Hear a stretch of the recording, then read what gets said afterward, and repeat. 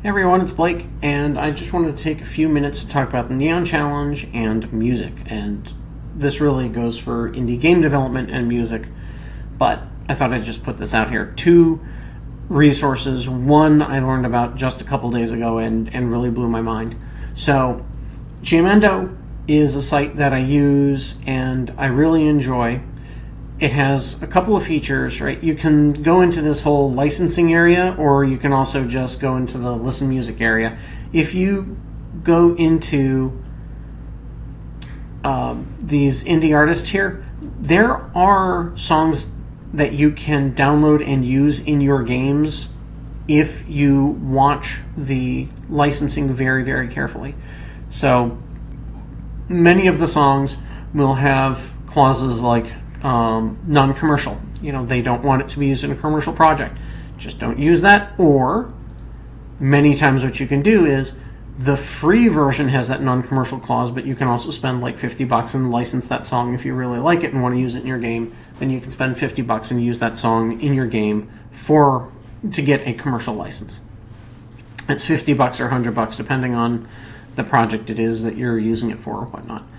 That said, these terms aren't the only terms of all the music, right? So this is also no derivatives, and no derivatives, a music video or a video game does count as a derivative. So if a song is labeled as no derivatives, you are not allowed to use it in your game. The other thing that you'll see here frequently is share alike, and that's also probably not what you want. So be very, very careful about the music and the licensing terms.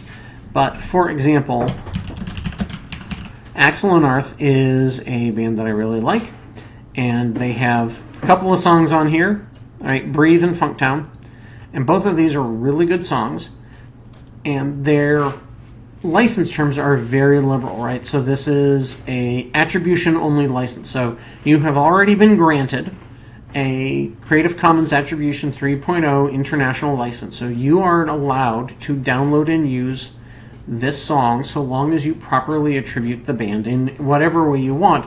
Again, so long as you properly attribute it. Now, what does that mean? It depends on kind of who you are and where you are, because it's an international license and what is a commercial project. But again, with an attribution-only license, you're pretty good. Be a little more, you got to be really careful, and I just outright avoid all of the other licenses when you're talking about like non-commercial. Well, is this a commercial project or it isn't? I don't even want to go there, right? Again, no derivatives, don't want to go there. Share alike, don't want to go there. But if it's an attribution only, take good notes, make sure that you know who wrote what song, what year it is, and really attribute these people. Like, they're providing their music for free, and they're doing it in part as a means to get their voices out there and build an audience. And you should really honor that and try to help them along that goal, because they did very specifically choose a license that says, hey, you can use this in a commercial project. We just want to be cited for our work. And that's extremely generous of them, actually. So, again, you can come here to the free download. Even though this says free download for personal use, because it's under a attribution-only license, you're covered. You're in very good in any jurisdiction that I know of. Of course, I'm not a lawyer, so if you do have any questions or concerns, please consult your lawyers.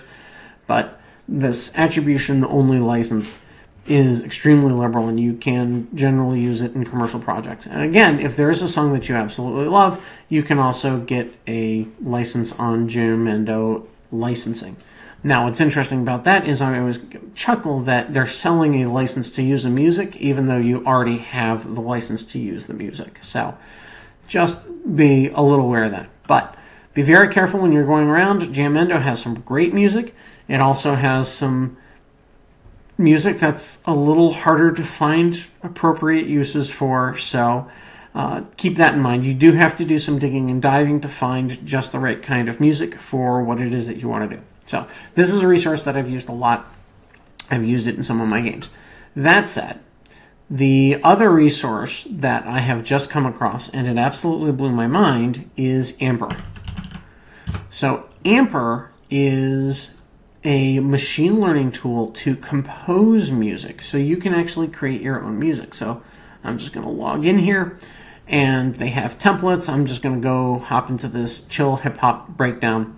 as an example. So here is a timeline, and maybe I'm looking for a couple of minutes of music for something that I want to work on. So like I'm working on the Neon Challenge, and you can come in here and start putting a song together, right? So it says, all right, this is aggressive hip hop, and I can change the mood and style. I can change the instrumentation, tempo, duration, what key it's in, all of that. And then I can just hit play and see what it's like. So I'm going to mute my mic here.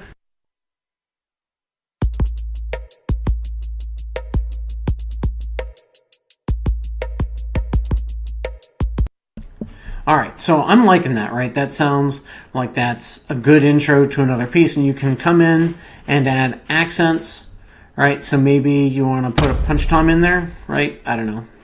Maybe not the best. There we go, a talk hit. Sure, we'll put that in there. And we'll put that in, and so they have the measures up here, right? So you can align the timing right.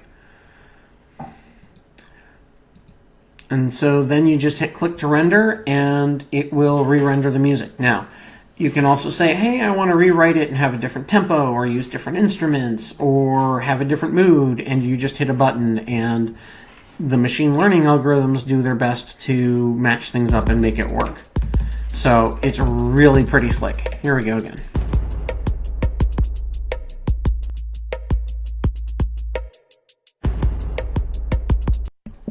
Right, so maybe that chamber crash that I ended up with, maybe that's not ideal. But it was just an example. So I can go ahead and add another segment here.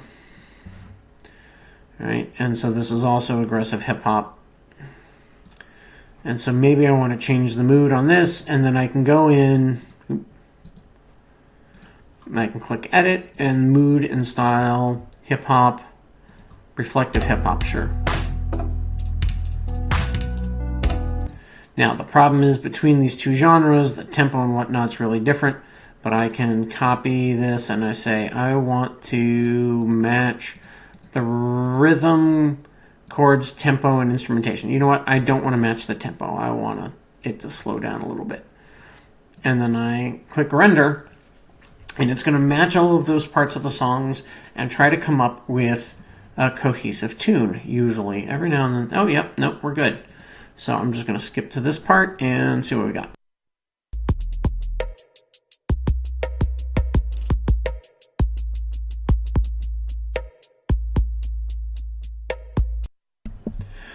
So because we didn't match the tempo, it slowed it down and it tried its best to fit everything in there. So again, really neat tool, and if you have something in mind, you can make a custom piece of music for your project in very little time relatively. So this is about an hour, 2 hours of my work trying to come up with something for the Neon Challenge. I don't know if this is going to be the final piece that I go with on the Neon Challenge. So you can see I have a bunch of different segments, a bunch of different effects. And so I took the time and really put this together because I had an idea of the feel that I wanted, but I didn't have to actually do the composition, let alone playing the instruments or anything like that. So it's a 1 minute long, I'll give you an idea of what you can do with this tool.